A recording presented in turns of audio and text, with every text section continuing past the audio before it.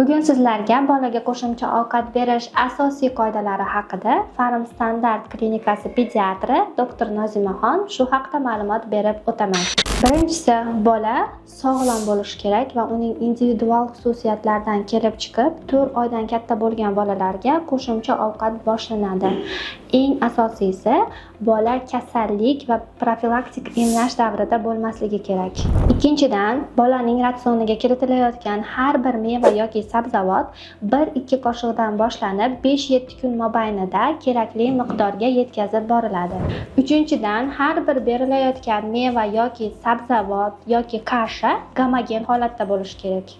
Gomogenniy degan so'zni o'zbekchaga aholi tushunadiganga tarjima qila olmadim to'g'risi. Gomogen degani kashabrazniy degani, haligi qo'yiq ham emas, suyuq ham emas, keyin haligi ovqat parchalari ham bo'lmasligi kerak. Как blenderdan chiqarsa qanaqa bo'lib qoladi, shunaqa bo'lishi kerak edi. To'rtinchidan, har bir berilayotgan qo'shimcha ovqat qoshiqda berilishi kerak. Onalarda eng katta qiladigan xatolaridan bittasi bu qo'shimcha ovqatlarni suyuq holatda so'rg'ichlari yordamida berishadi. Bu noto'g'ri.